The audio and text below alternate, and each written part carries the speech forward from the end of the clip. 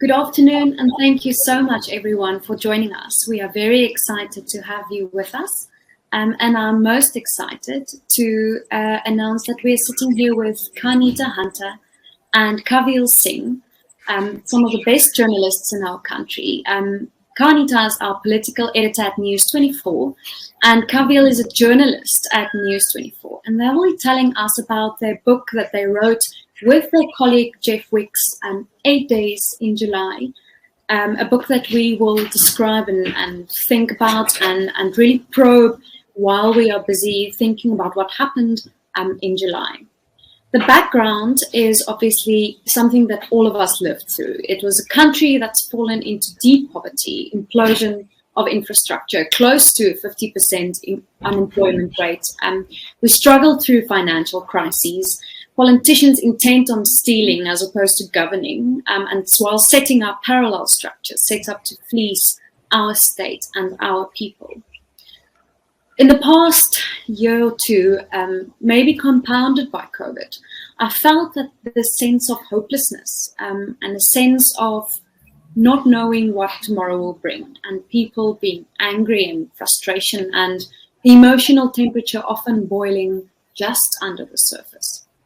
And I find that having information and first-hand information from people really in the know, like Qaanitah and Kaveel, will help us make decisions, and it will help calm us and ensure that we know what our future holds, at least better than guessing or succumbing to all sorts of strange conspiracy theories. Qaanitah and Kaveel, thank you so much for joining us. Very welcome. Thank you very much. Thanks. Thank you so much to our insiders as well. You guys, as you know, are special to us, and we appreciate your support. You make Daily Maverick tick, and it's for you that we write and inform and host these events.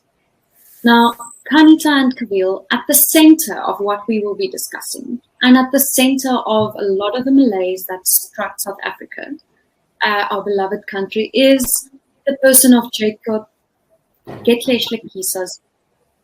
For years, the guy styled himself as a political martyr, a victim, and it's something that you adequately describe in the book. In the background, he used the state's keys that he was handed as the president of our country to subvert it and to allow this parallel structure to be set up by way of the Guptas and underground or underworld figures in KwaZulu-Natal, Cape Town, Joburg, right across the country. That is the background to those days, 8 days in July, that claimed 340 people's lives. It all came to a burning point in this month. After to and fro's to the court, and several courts, that ended right up to our apex court, the Constitutional Court, when they sentenced Jacob Zuma to a jail term. Suddenly it was as if our country was doused in petrol, and the kindle that seemingly was at the ready and very dry and very susceptible was set alight. So that thin veneer of the Rainbow Nation was stripped away and revealed a really ugly side, racism, xenophobia, poverty, and violence. So I want to highlight 4 themes, and I want you to help us understand those themes that was building blocks of the insurrection or the violence or the massive political problems that we sat with in July. Those are the politicians, the premiers, the eThekwini Mayor Xolisi Kaunda, Premier Sihle Zikalala, Police Minister Beketele, the people that are supposed to govern and supposed to save us and shield us, where they were and what they did. And of course, the role of our President, Cyril Ramaphosa. The Court or Constitutional Court justices, the decision that they made and how it came to be that we are here. What happened on the ground, something that Kaveel and Jeff experienced firsthand, running around in war zones with bulletproof vests, fearing for their lives, fearing for their families' lives, facing threats. I want to hear what you experienced, and I want you to take us there at the time that you tried to tell the country and inform us of what was happening. And then I want us to go to responsibility. Who are the people that initiated this? What about justice and what about repercussions? So Qaanitah, I want to dive in with you. But before I do that, I would just want to tell our readers that your book, in place in July, will be on Daily Maverick's library book. And you can order it and it will be with you next week. That is how efficient we are. So Qaanitah, your book hinges on leaked documents from intelligence services. It shows us that they knew and that they warned what was about to happen. So early as maybe a few months before, and you can give us the insight there. I want you to give us an overview of what happened in the run-up to it. When did our services realize that there's something wrong? Sketch the political background for us briefly and tell us what the intelligence services did and what was President Ramaphosa's role in all of this.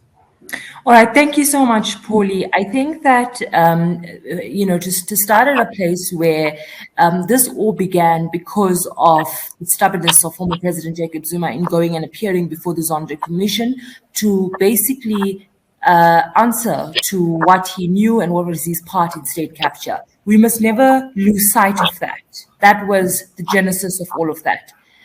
And then you had a situation where from the beginning of 2021, there was this level of arrogance that was shown by the former president following the Constitutional Court judgment last December that said he had to go and comply with the commission and he had to go and cooperate with that commission led by Deputy Chief Justice Raymond Zondo. And what you saw was a targeted attack on the judiciary. You saw consistent threats on the stability of this country, threats of civil war even. And then you saw this paramilitary group of people who claim to be ex-liberation fighters, which obviously is a questionable thing, that were gathering outside his home almost to create an illusion that they were preparing themselves for some sort of war should the law dare to take to reign supreme. And then you had political developments around the effort to convince former President Jacob Zuma to go and comply with the Constitutional Court judgment and with the commission. Back and forth, there was what we call those tea parties at Nkandla. But that stubbornness continued, that defiance of the court and the rule of law. And Pauli, you would know that it was not peculiar in any way because that was on brand for former President Jacob Zuma. He has no regard for the rule of law and for the doctrine that we are all equal before the law.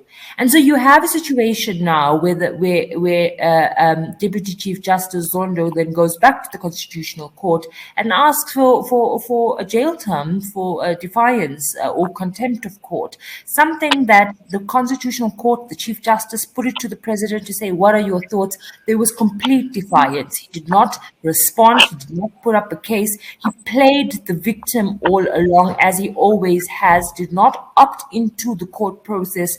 As a result, Justice Sisi Kampepe delivers this judgment. What does she say? She says the former president should be incarcerated for 15 months in prison, effective within a week, and as a result, because of his contempt of court. So he was found guilty on contempt of court, and then obviously sentenced to imprisonment. Now, the Apex Court ruled on this matter. It was something that could not be challenged in any way, despite despite the political chaos that was ensuing at the time. Reliance on a minority judgment that effectively had no bearing in this particular matter. And then comes the moment where the Constitutional Court now speaks and the president has to hand over himself or face incarceration.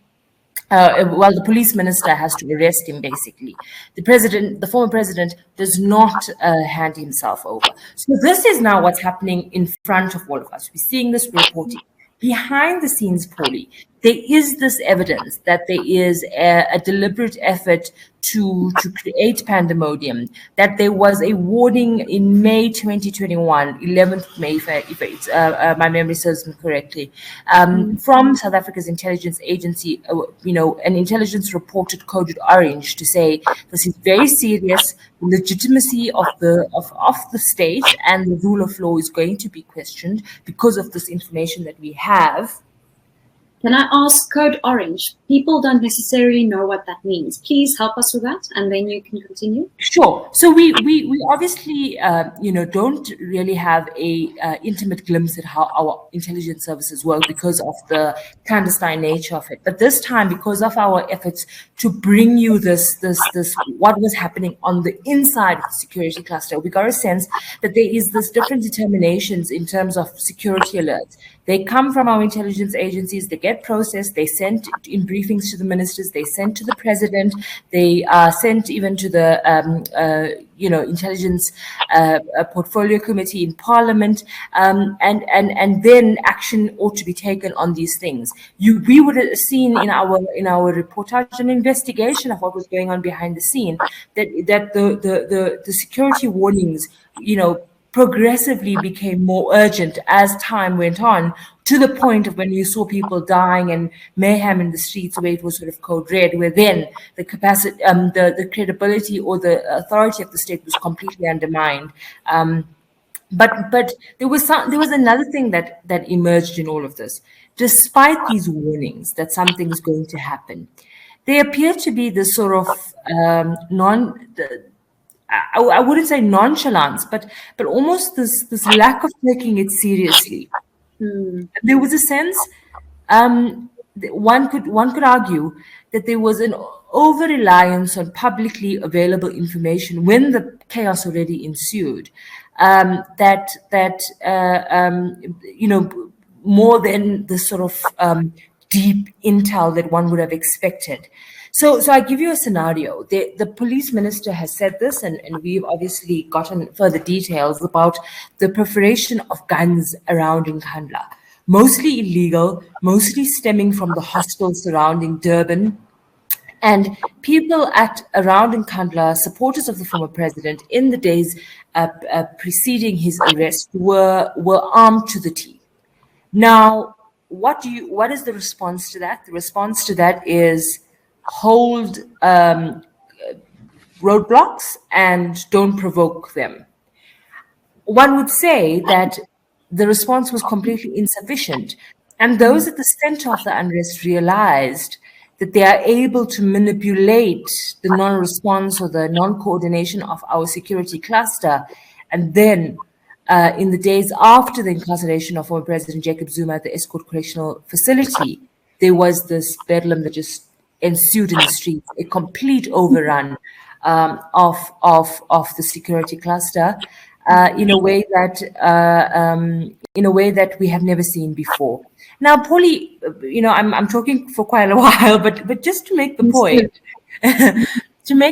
that why was it important for us to know what they knew? Why was that important? Because you and I have been reporting for years about the hollowing out of the capacity of the state, but more so the criminal justice system. We saw a systemic weakening of the state security agency, the hollowing out of the crime intelligence. We saw a complete breakage of the police and the National Prosecuting Authority over the years. Now, what would happen in July was people who presided over the hollowing out and the fracturing of the security cluster, using that that brokenness of security cluster for their own advantage, knowing very well, as the police conceded in Parliament, that those who were at the center of this knew exactly where the pressure points, the fault lines in the security cluster, and knew what they were able to do and not do. And so for us, it was to say, you saw what happened on television. You saw the looting in the streets and the violence and the stampedes and the stealing of ammunition in ways that just could not be explained. What we sought to do is why. And that's what this book was mainly about, to tell you what happened and why it happened. And I think you've done it rather effectively. So you speak about code red, the subversion of the state, about illusions created, about layers of responsibility and lackadaisical ways of handling what happened. I want us to just remind our viewers that they can ask you questions too, because your questions to Qaanitah and Kaveel are very important to them and to us. Qaanitah, you laid the groundwork here, and you told us about how it came to be that Zuma was about to go to jail. Now, Kaveel, I want you to take us there. I want you to take us to Nkandla. What happened outside Nkandla in those days and hours up to his final arrest, how he styled it, and I want you to take us then to that first truck blocking Tonga Plaza that you described, on the road between Durban and Joburg, and what happened in the days thereafter. Thanks so much, Pauli. Well, I think that the normal sort of recipes that we had for protest action. I mean, as journalists, we all have seen this sort of recipe for years. And I think a lot of people in communities would see it as well, where you have sort of people blocking roads and setting tires alight, setting anything, debris, wood, just random things alight. And what we found during this period of time, especially building up to sort of the arrest that you're mentioning, things started to take a bit of a turn in Durban in particular, and most certainly in Nkandla. There was a lot more security, like Qaanitah said, but there was also a lot of tension sort of in the air in Nkandla. There was almost a sense of danger. People on the ground, were very concerned. Journalists on the ground were very concerned. Communities on the ground were very concerned, because in Nkandla itself, there were people mixed in with these sort of so-called MK vets, who were all very well armed. So there were a lot of concerns for security. There were a lot of concerns about innocent people in that area. I mean, you've got to remember that a lot of the people, a lot of the supporters that were galvanized to go to Nkandla were ordinary people. You've got women, you've got children, you've got parents there. So there was a sense of real danger that, anything could happen at the homestead. And there was also a lot of sort of clamoring around a ton of media in the area. And they were there throughout 24 hours a day, 7 days a week, through that period of time. So at night in particular, it was a very difficult, a very tense situation building up to his arrest. I was in Durban the night before, it was going into the night before his arrest. And we were at the Westville police station. At the time, the Westville Correctional Facility. At the time, we weren't really sure, where he was going to be placed. Was he going to be placed at Westville? Was he going to be placed at Escort? Everything was so sort of under wraps. It was very difficult to get information, through people like Qaanitah. We were lucky that we had people like her with those sort of contacts to help us navigate where we were going to go. But the few ANC supporters that I spoke to on the ground, when we were at Westville Correctional Facility, in the absolute freezing cold night in Durban, they were very clear that, this has been building for some time. I mean, it had been building really for months. And his supporters were very well aware of this. And the atmosphere, the vibration was very different from what you'd normally get. There was more aggression from his supporters. there was a message sent down that, the principle of him being arrested just couldn't happen. It wasn't just him being arrested, it's us as supporters who are being arrested. Everything that he's worked for, that he's put on the line for the rest of us. A lot of people were saying, he's done so much, how can they arrest him? And yeah, there was just a fair amount of police presence beforehand, before his sort of arrest. But I think that as we sort of continue our discussions, we'll come to understand that really dragged away very quickly after a period of time. But yeah, it started becoming extremely volatile, I would say, in almost all parts of KZN at the same time, just before his arrest. I had a lot of ANC contacts calling me, a lot of political sort of contacts in small towns, Kwaduguza, Richards Bay. Well, Richards Bay is not a small town, it's a city, but smaller areas outside of Durban who were saying the sort of thing that, they're a bit concerned because it appears to be the same modus operandi throughout the province. So it wasn't what we would find in normal protest action where, okay, people are just going to go in Qaanitah, make a bit of noise, Edward Zuma is going to say a couple of wild things, and, we're all going to be back home in a day or two. The vibration just completely changed. And I think any journalist with experience on the ground that night before really realized that something different was happening. Yeah, definitely a sense of this is different. This is more violent and this will end badly. And it did. 340 people died after these 8 days in July. Qaanitah, now that Kaveel takes us there, I want you to help us understand. I sense layers, and one of our viewers referred to Jacob Zuma's army and asked, is Jacob Zuma's army still in place?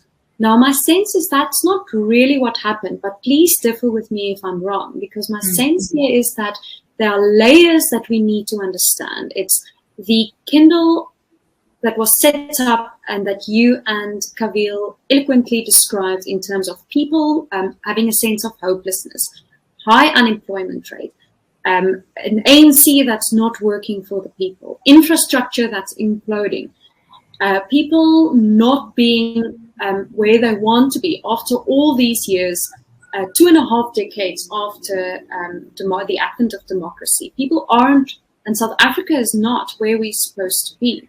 Now that would be the ground layer, maybe the Kindle that we talk about. Then Zuma comes and through several people, of which Qaanitah would be one, he invokes kind of a tribalism where it's not Zuma being attacked or being asked, not even attacked, but being asked there's a sense of justice here that Zuma must go and account for what he has done.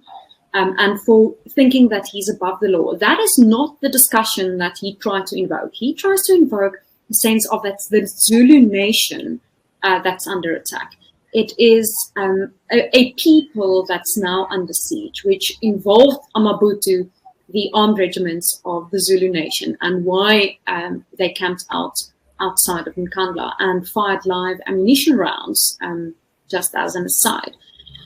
Then you find that his kids, on the one hand, weaponize social media. Duduzile Zuma, in the days following the arrest, starts tweeting videos where a placard of President Cyril Ramaphosa's face goes down in a hail of bullets, which is such an evocative image in any context. And then, on the other hand, there are these faceless people who don't know who they are, that ensured that a violent insurrection was borne out and illegal guns were spread under the people. So I find that it's a much more complex discussion as opposed to just Jacob Zuma's army. Or am I wrong there? Absolutely, Pauli. And you would notice from the book that we did not want to be sensationalist, alarmist in any way, to point fingers in a way that doesn't give you, almost to say, these are the people we should blame. What we wanted to do, and I hope that it's more valuable in this approach that we had taken, right, is to peel through the layers of what was happening, right, and one would go as far as saying that it was the perfect storm, right? So it was the perfect storm in the sense that the former president. And then, I mean, let me just step a little bit into history, just for a second, if you can indulge me, Pauli. But when former President Jacob Zuma, when the conversation was that he would be recalled from office, there was a very similar thing happening. There was an attempt to mobilize Mabutu. There was an attempt to get this sort of people who identify as MKMVA. There was this attempt to render the country there was this threat that the country will be rendered into disarray because of his removal. It's not unique to former President Jacob Zuma. Strongmen, dictators rely on this all over the world, right? It was neutralized in 2018. He had some time, and his supporters had some time to build this momentum, right? Also, the other thing that they had was they had the knowledge, the empowerment, whatever you like to call it, of knowing their own failures to society when they were in charge in the ANC. So they knew the consequences of apartheid spatial planning 27 years after democracy. They knew the consequences of joblessness and the result of a failed economy. And so it was almost like holding on to this tinderbox that you perpetuated, if not worsened, right? And deciding that when we need to, we're going to set it alight for our own nefarious gains. The reality of it is, in South Africa, Jacob Zuma's supporters themselves, in the bigger picture of life, is not a strong army, if you like, right? They knew this. They knew that they don't have mass support, right? People were not going to go out and fight in the name of Jacob Zuma, because if they were, they would have done so in 2018 when he was recalled from office, right? So what they then strategized is to ride in the back of the fault lines in society, to ignite those flames, to use that to create what essentially would have become an organic uprising, and then would not be able to be controlled in any way, therefore would have not been able to be stemmed in any way, because it would take a life of its own. So what you would do then, you would go to X community and you would light the flame of their dissatisfaction about a councillor. You would go to this community and ignite the flame of racial tension. You will go to another community and make it a xenophobic issue. The themes were not consistent in the violence. Why? Because there was an attempt to make it this legitimate public uprising, which it definitely was not. Then you had the other layer, as we peel through all of the layers and nuances that exist, was the presence of organized crime. We cannot ignore the collusion of this factionalism in the ANC and this organized crime, whether it was that sphere of organized crime that deal with ATMs, for example, and cash heists, whether it was the part of organized crime in relation to the mafia-esque like truckers that we see on the N3 highway. That's organized crime. You saw it in relation to looting of malls and shopping centers. Again, I make the point: the looting of shopping centers was not the fabric of the unrest. It was the symptom. It was not the actual issue. The actual issue was the overrunning of the security cluster. The security cluster was completely and utterly overrun. Now, when we peel through those things, what do we find? We find the political leadership of the security cluster completely in disarray. We find that the bureaucratic and the political leadership at odds with each other, with the president somewhere in between, not taking any sides, right? You see a systemic underfunding of the security cluster. Police spending more money on VIP or protection than on forensics, for example, right? You see crime intelligence not having the money to do its basic job. You see state security completely hollowed out. You see the same in the defense force, right? So you have that pre-existing condition. Then you have something that is completely astounding in many ways. The rogue elements within the state being mobilized against the very state they serve. And you saw it in the police and in their response, in their lack of response, rather. You saw it in the fact that civil servants working in municipalities being at the center of these things. And then you obviously saw ANC leaders.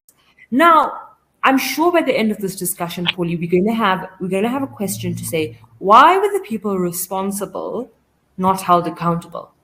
And I say this to you, what if the system was destroyed long before this actually happened to ensure that there is no capacity for there ever to be consequences? And perhaps that's why we saw the impunity that we saw, because they knew that the perfect storm of a hollowed out security cluster together with ANC factionalism and that spilling over in the streets will never result in a situation where people at the center of this would be arrested or there would be justice, meaningful justice. Because what we have right now is lazy pedestrian justice. And so the point that I'm making is that when you look at what happened in July, as when you look now at the consequences of happening in July, because we are tasting it. The data came out just this week. The economy has shrunk 1.5%. It could not afford to have shrunk 1.5% because we've already had COVID. We were already on this thing.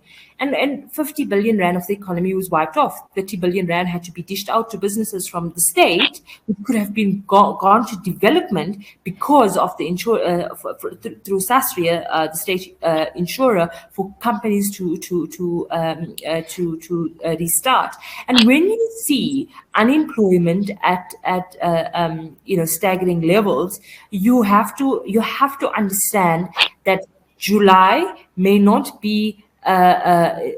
You have to bear in mind the role that July plays in where we are as a country and where we're going to go as a country. Because what July showed us is it showed us how vulnerable we are as South Africans to be ignited for any nefarious agenda, how the fault lines in society are completely fractured, that we are fractured people, and that our state is not strong enough to withhold any test or withstand any test. Yeah, it really does feel as if we're running on autopilot and that there's no one at the wheel. And when something like this happens, it's like a virus running rampant among us. You two give us so much insight and it's extremely valuable to us. Kaveel, I want to come to you to build on what Qaanitah said. And I understand that your book is not scapegoating, but for exactly that reason, we know that justice is needed. We need to know who was involved, who were the real people, those, not the Duduzile, Duduzanis that everyone could see, not Cole Niels, who was outside Nkandla and outside the prison walls talking to the media, not those people that seemingly were involved, that deep layer of people who knew the country, who had a proper political analysis and who planned this and knew what they would ignite. But just before we get to you, I just want Qaanitah to quickly give us just a brief overview of the Constitutional Court's view on this and the Constitutional Court's role in what happened to Jacob Zuma and why we cannot scapegoat the Constitutional Court as well. Yeah. So the Constitutional Court was roped in when the former president walked out of the State Capture Commission. We've not seen this level of defiance. There was a sense of shock from Deputy Chief Justice Raymond Zondo, and he didn't know how to deal with it. Besides going to the Constitutional Court, he was accused there subsequently of going to his friends to ask him to mete out a predetermined outcome for the former president. That was not sustained in any way. The argument that was made is that there was contempt of court. At the genesis of this is if former President Jacob Zuma can just completely dismiss a court judgment by the apex court, then anyone can. If you have a maintenance order against you, you can say, screw it, if you like. If you are convicted of murder, you can tell the court to go jump in a lake. And so this sets a very dangerous precedent. And the thing about justice is that justice must not only be done, but it must be seen to be done. And that was what created the bedrock for which the justices of the Constitutional Court, the majority of them, then had to make this very difficult assertion. Again, former President Jacob Zuma opted not to participate in those proceedings, make any plea in that regard, did not build a case of why he should not be incarcerated, rather opting to criticize the judges, perpetuating in his contempt of court instead of defending himself or humbling himself in any way, right? And then you had this massive judgment of Justice C.C. Kampepe, eloquent in ways that preempted questions that could be asked. Even so far as the fact that he's an almost 80-year-old man, should there not be some clemency extended to him in some way because of his age? And she went on to explain and to rationalize her judgment that he should be incarcerated for 15 months, effective within a week. Now, there was a minority court judgment, which is often the case, and that's the vibrancy of our constitutional democracy, is that you had Justices Jeffter and others who believe that yes, the former president was guilty of contempt of court, but they believe that what should have happened was that it should have gone back to the commission to open. They shouldn't have had a punitive element to the judgment, right? And that's something that constitutional experts and lawyers will debate.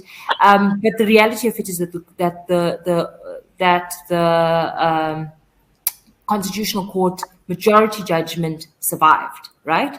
And so what happened was the judgment comes out. There are a whole lot of efforts now, after choosing not to participate, to continue degrading the court by the former president and his legal team. They then decide to go urgently to apply for a rescission of the judgment. They try to get a stay of application in the Pietermaritzburg High Court, all sorts of legal drama that of no consequence, because you had your chance, and that's when now the issue of victimhood was in full blast, that he was the first direct prisoner of the Constitutional Court. That's not true. This is a different. Yes, this was the first time that there was a court order in relation to a contempt of court for a civil litigation. But the reality of it is that the former president has tested this constitution and our legal system to the absolute max. And so it's not bizarre in any way that he was probably the first person to suffer this fate, because you do not have anyone, much less a former president, to have the gall to defy the apex court not once but several times. Absolutely. And so that's where we get where we are, and the ultimate victim, and I use the word victim very loosely, Jacob Zuma, then opting to rather continue his defiance, not hand himself over. And then there was that franticness that Kaveel was talking about in how they were going to arrest former President Jacob Zuma, because the reality of it now was that he was gone rogue, his supporters were gone rogue, there was definitely going to be blood spilled.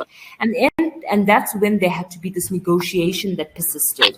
There had to be this negotiation with Major General Zulu, who we mentioned her story in the book of how she had to plead and beg and negotiate, and eventually the decision was that he would go willingly with his protectors to the escort correctional services. Thank you, Qaanitah. So when the ANC sneezes, we all get a cold, and the ANC's fights become South Africa's fights. That's very clear now. We have 20 minutes left, so we need to make them count. Kaveel, you will be answering almost all the questions that we have when you go to responsibility towards justice and who should be held accountable. So tell us, who's on your shit list here? That's a nice way to describe it. I think, we were having a brief discussion before this about the Human Rights Commission. And in terms of responsibility from government side, the Hawks head, General Libya, is yet to give us a timeline on prosecutions, on who's going to be in prison. Or not in prison, but how long it's going to take for us to really get the architects of this. And we've spoken about this a lot before, but the people that are actually sort of the instigators at the moment aren't really the architects of what happened here, aren't really the people who commanded the ground forces who mobilized in the same modus operandi throughout the province. That's not who they are. These are like people like Bonginkosi Kanyile. He's someone who really galvanized support online. And most of the instigators, so-called instigators that have been arrested, are those types of people.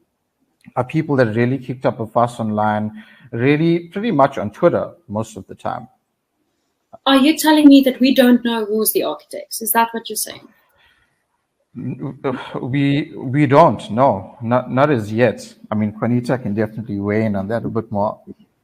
So, Pauli, can I jump in this way, right? So we spoke about to ask Qaanitah, if we don't know, how is it possible that we don't know? We have security services, we have crime intelligence. How is it possible that so much devastation has been wreaked and we don't know who's responsible?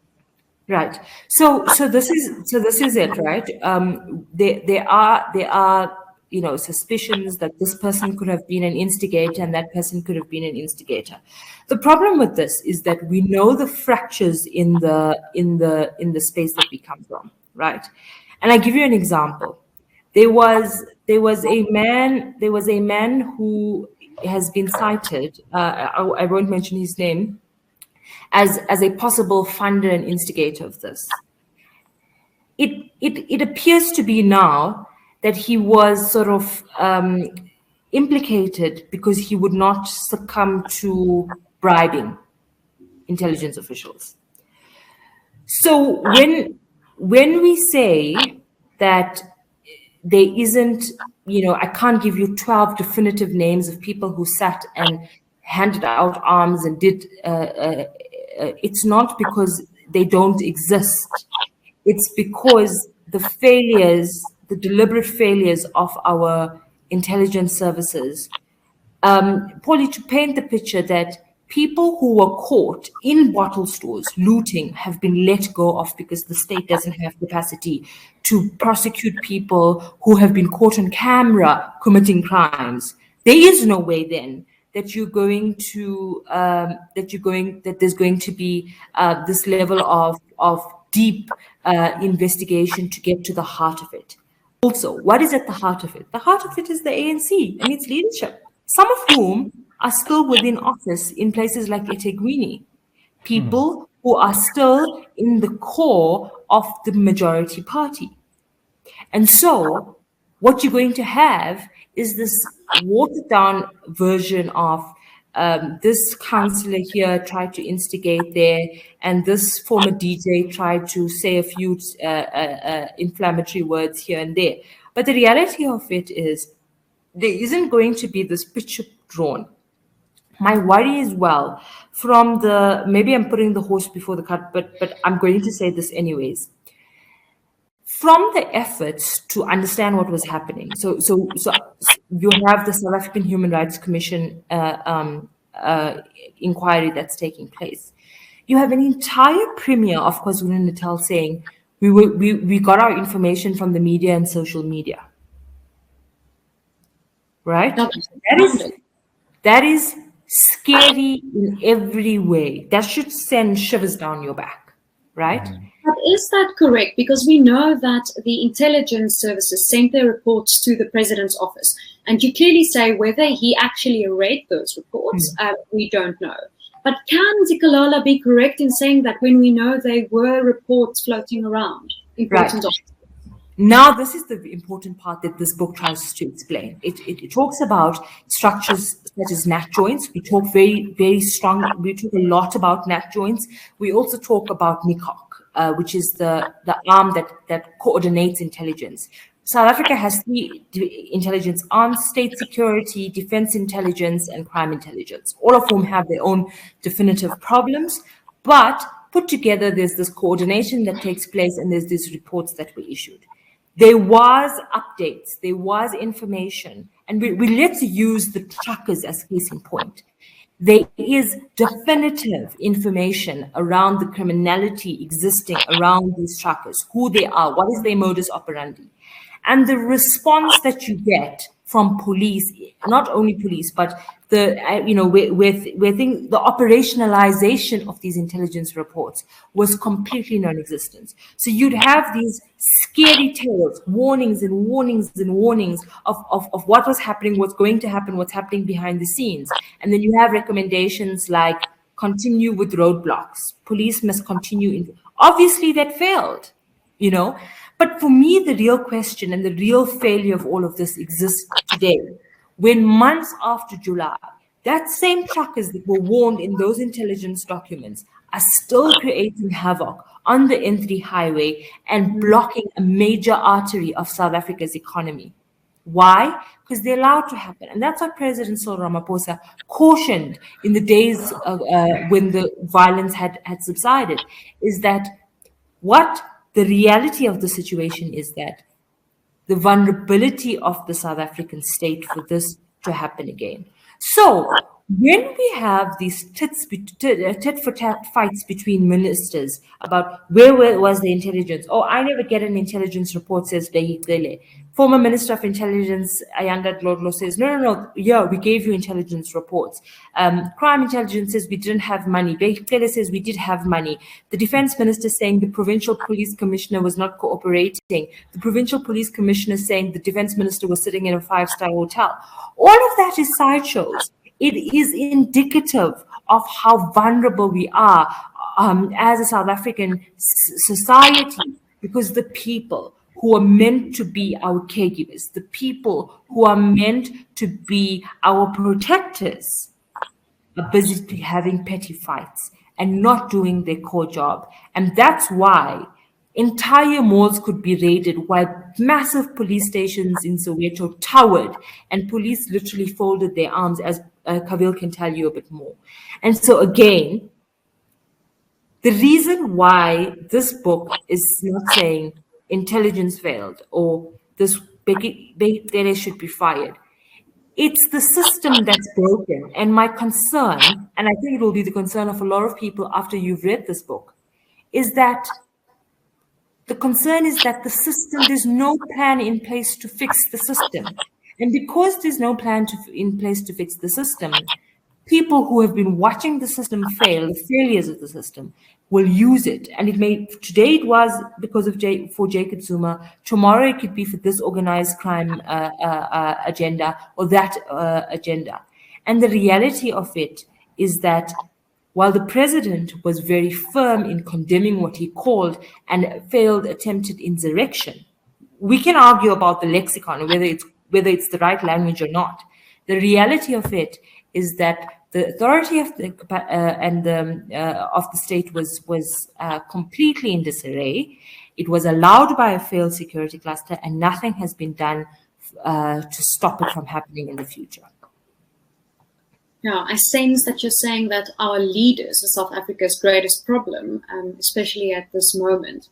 But Kaveel, your part in this tale, being on the ground in an extremely volatile, violent situation, is also the tale of just how difficult our jobs as journalists are. I want you to tell us about the two boys that you so eloquently describe in your story. And I must say, you won't have the time to describe it, but I just want to tell our viewers that they should read the book, because you tell how you and Jeff work with bulletproof vests on, how you face threats of violence against your own person and against your families, how you jumped into a helicopter to give us a bird's eye view of what's going on, despite the fact that you have a fear for heights. You worked under extremely difficult situations where you weren't sure, you couldn't drive far because of a lack of petrol and diesel. You didn't have food always to sustain you, and yet you kept on shining a light in a time where we didn't know what was going on, and we all thank you for that. But please help us take a moment through your eyes to view those two boys you tell us about in your story. Sure. Thanks, Pauli. Yeah, I mean, so the two boys that you're referring to, I think it was the Wednesday, the 14th of July. I think Qaanitah and I also spoke on that day. It was a very difficult and emotional day, I think, for a lot of people. I mean, all of the things you're speaking about, the lack of food, the lack of fuel that I experienced, it's sort of a reflection of what everybody in this province had to, or not had to go through, but went through, whether they liked it or not, staying awake all these hours in a day. I think I must have slept for about 4 hours or 3 hours in 2 days at that point. So by the Wednesday, it was a very, very tough sort of mental moment. And we had been really calling for the army at that point. I don't know if you guys can recall, but police were obviously either overwhelmed or just we had a lot of reports of police just deciding not to do anything. And at that point, there were reports that, the premier sent out a communique in his media group. And he said, the premier's going to be out there and he's going to catch looters. He's going to stop looters himself, which was a very strange thing to say, because we hadn't really seen him. He wasn't very visible from the previous Friday up until that point. And so we got to Nandi Drive, which was absolute bedlam, chaos, war zone. It was one of the worst spots in the entire province, probably in the entire unrest. I mean, if you look at videos of it, everyone that's making a documentary about this now has shots from that particular area. It was the business hub, really, to a large degree for eThekwini and the province. And when we got there, the first sort of bit of information that I got from private security that was there and a few community members that I had spoken to who mobilized was that there were the bodies of two young boys. They couldn't have been older than 12 or 13 years old, probably a touch younger than that. And their bodies were just lying underneath an overhead bridge. No foil, no sort of covering, just sort of, these corpses of these poor young boys. And when I went over to look, it confirmed exactly what everyone was saying. These boys just looked like they were asleep, laying there. So what happened to them? They were there the previous night, and there was a mass stampede, which happened in a lot of sort of areas. A lot of people died from stampeding, and they were run over and had no choice but to chance jumping that bridge. And they did so, and they unfortunately passed away. The thing that was really shocking about that situation was that the premier and a few members of his executive came to that area soon after. It was around midday or so. And he was sort of barking orders at the police that were there, the few police that were there, who ended up in that area. Arrest this person, do this, do that, and it was ironic because we hadn't seen him for days, and we hadn't seen his executive for days. We hadn't seen police for days. We hadn't seen the army for days. People were left completely on their own in their communities to fight for whatever infrastructure and belongings they had. While he was doing this, the bodies of these two boys lay under there. And in the middle of that sort of skirmish between the authorities and these people that were sort of looting and just trying to grab whatever they could, we ended up going down to that point, to that site, and the premier left. He just turned tail, and I don't know if he had a meeting or whatever he was doing, but when he sent out his communication, it seemed like it was the most important thing in the world for the premier to be there.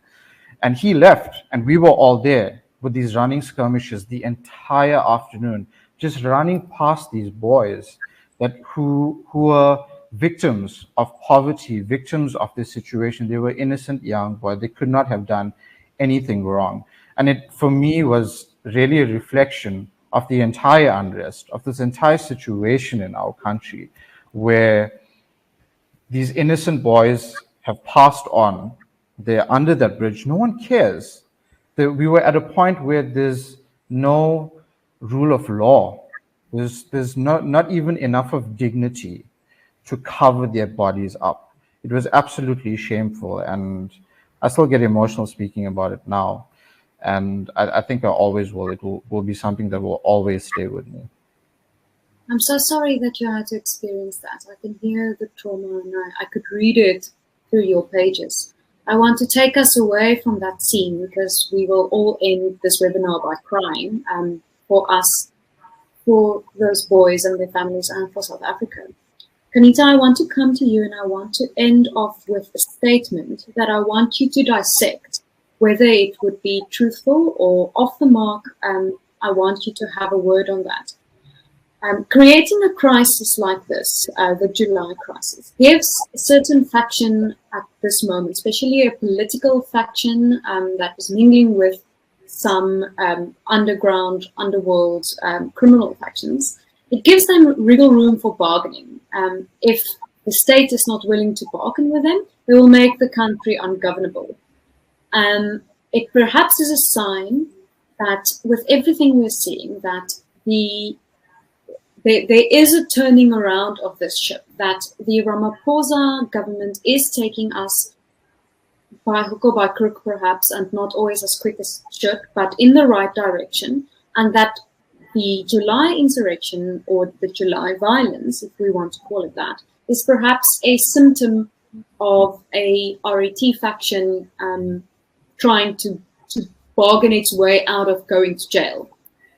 Would you dissect that for us and help us understand whether that could be correct or totally incorrect? I think that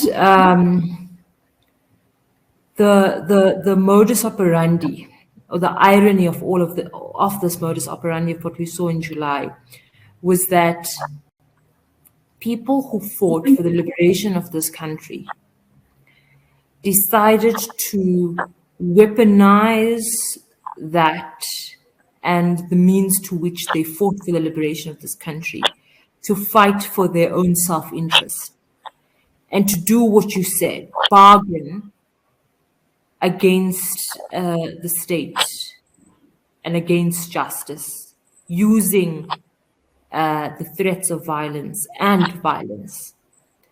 And so when someone says or uses the phrase gangster state, it's pretty much that. It's pretty much lawlessness to the point of, I will not comply with the rule of law. I would much rather beat up someone instead of doing X. And we saw it on a grand scale. We saw the ANC, factions of the ANC, deciding to risk the stability of our country for their own self-interest in ways that we've not seen before. And so when people have previously said, no, we must put the ANC first before the country, we never really internalized what that meant. And now we do. That self-interest at any cost will always be put first. And I think as a country, we got a real taste of that self-interest. And I 100% agree with your sentiment, Pauli. Qaanitah and Kaveel, I'm so sorry that we have to cut it off now. We're at 1 o'clock and our time is done. Thank you for helping us understand what happened in this 8 days in July that grabbed us all and it caused a lot of trauma and years of repercussions that we will have to deal with. So thank you for being my fellow journalists and being strong and shining a light on the truth. I wish you well, and I hope you have a good Christmas and New Year at least, and have some rest, and that you return with vigor next year to help us rebuild our country, because that's what we will have to do. Thank you to our insiders. Thank you to our viewers. We enjoyed having this discussion with you, dissecting truths, dissecting the layers of the making of a violent insurrection or a violent uprising. And we hope that we can also see you next year and that you will assist us in rebuilding our country, because we need that. We want to stay, and this is our place. We all want a country where we as a people live in and make it the best that we can. Take care. Have a good day. Bye.